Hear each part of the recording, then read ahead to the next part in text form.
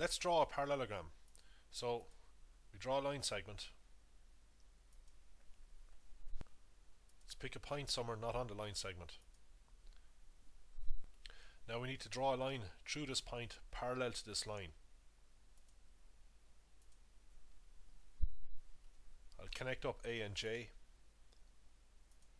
and we need to draw a line parallel to this line here through the point D.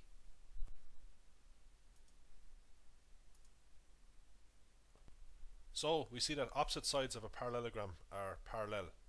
So this line here is parallel to this line here, and of course this line here is parallel to this line here. Now I'll draw in one of the diagonals. Now notice that opposite sides of a parallelogram are equal in length, so they're not only parallel but equal in length.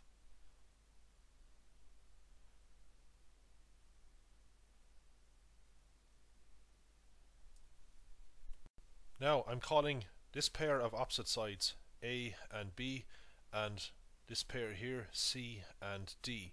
So we want to prove that A is equal to B and C is equal to D. To prove that, we note angles A, B, C and D. Now A and B are a pair of alternate angles, so we covered that before. They're also called Z angles.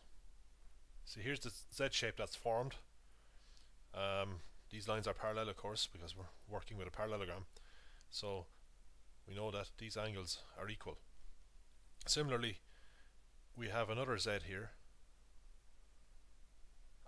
because this line is parallel to this line here, so we have another pair of Z angles. So angles D and C are equal. So that means if we look at these two triangles, two angles are the same in both triangles. A equals B, C equals D. Now the length of this diagonal is E. It is a common side of both triangles. So we have two angles that are the same and one side that is the same in both of these triangles.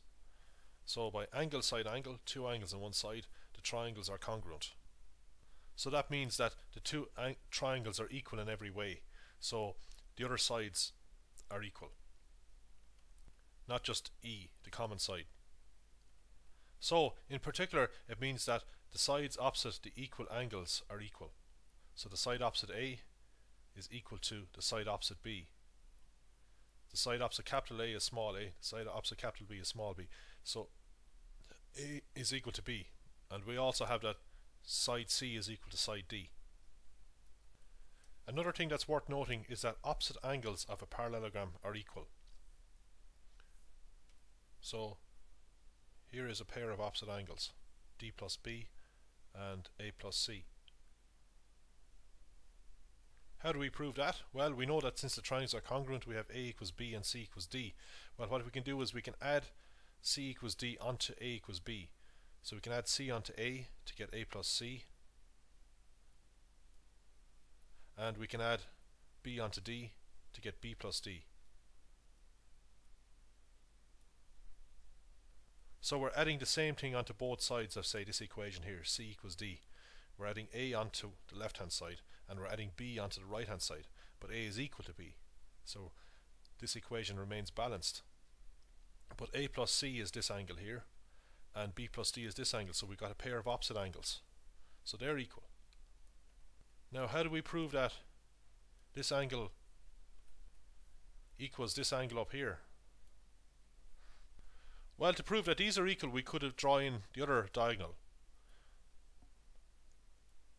and we would just go through the proof we had earlier, this proof here, and in exactly the same way. So I won't go through that again, but you know, we could call this one A and this one B and this one C and this one D, and in the same way we'd end up showing that this angle equals this angle here and this angle equals this angle up here. Another fact about parallelograms is that the diagonal of a parallelogram bisects the area of a parallelogram. So this diagonal creates two triangles of the same area. Why is that? Well, we've already proven that the triangles are congruent, So if they're congruent, they're equal in every way. So the areas of these two triangles are the same.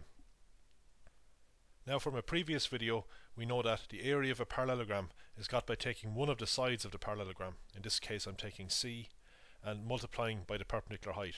So if we take C as the side, then if we drop a line from this point perpendicular to this line here, we have the perpendicular height. So in this case C is 11.82, H is 4.85. We multiply these numbers together to get the area, 57.26.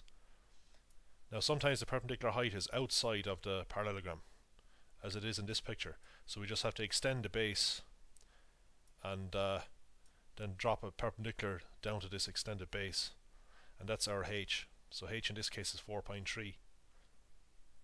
Now all of this leads us to a formula for the area of a triangle.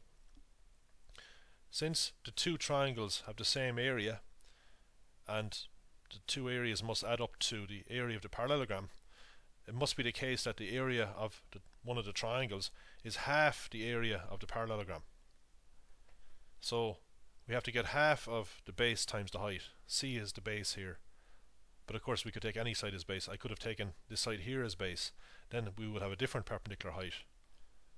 We would have we'd have to drop a line from, say, this point perpendicular to this line here, but it doesn't matter. If we multiply the base by the height, we'll get the same value for the area, and if we get half of it, we'll get the area of one of these two triangles.